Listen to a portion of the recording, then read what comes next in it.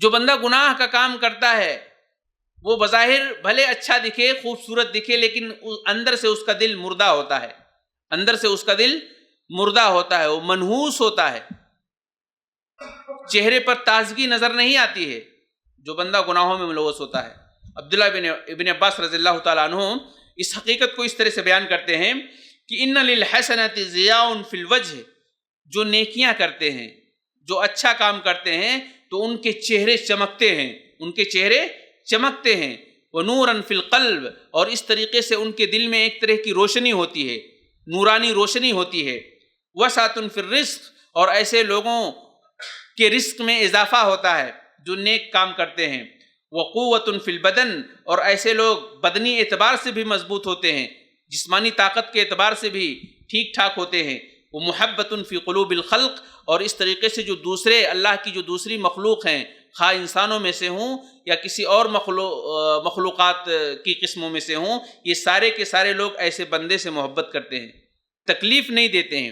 یعنی انسان بھی تکلیف نہیں دیتا ہے اور اللہ کی دوسری مخلوق بھی تکلیف نہیں دیتی ہے۔ سانپ راستے میں پڑا ہے یا اس طریقے سے بچھو راستے میں آ گیا، تو ایسے بندے جو نیکیوں کا کام کرتے ہیں تو سانپ اور بچھو بھی تکلیف دینے سے کتراتے ہیں۔ یہ بہت بڑی بات ہے۔ انسان کے دوسرے انسانوں کے دلوں میں تو محبت آتی ہی ہے، لیکن یہ دوسرے جاندار جو تکلیف دینے والے ہوتے ہیں وہ بھی ایسے لوگوں کو تکلیف دینے سے بچتے ہیں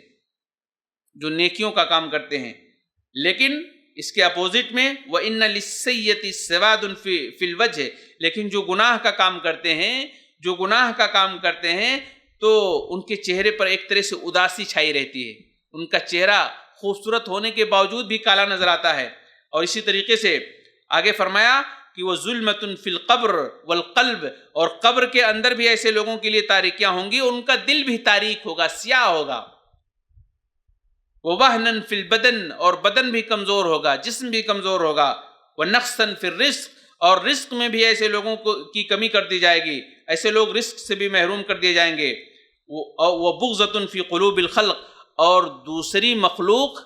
انسانوں میں سے ہوں، جناتوں میں سے ہوں، جانداروں میں سے ہوں، دوسری مخلوق کے نزدیک بھی ایسے لوگ مجرم ہوں گے، مبغوض ہوں گے، دوسری مخلوق بھی ایسے لوگوں سے نفرت کرے گی۔ کتنی عجیب بات ہے، بتائیے آپ،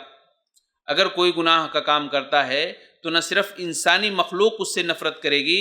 بلکہ دوسری مخلوقات، خواہ جنات ہوں یا شیطان ہوں، ایسے جنات و شیطان اس کو پریشان کرنے کے لیے تیار رہیں گے، اور اگر دوسرے کاٹنے والے جانور سانپ یا بچھو ہوں یا کوئی اور جانور ہوں تو ایسے جانور بھی طاق میں رہیں گے کہ اسے کب تکلیف پہنچائیں۔ یعنی دنیا میں بھی چین نہیں ہوگا ایسے لوگوں کے لیے، اور آخرت میں جو سزا ہوگی بہرحال اسے بیان نہیں کیا جا سکتا ہے۔ تو بہرحال دیکھیے عبداللہ ابن عباس رضی اللہ تعالیٰ عنہ نے اس طرح سے اس کی تشریح کی ہے۔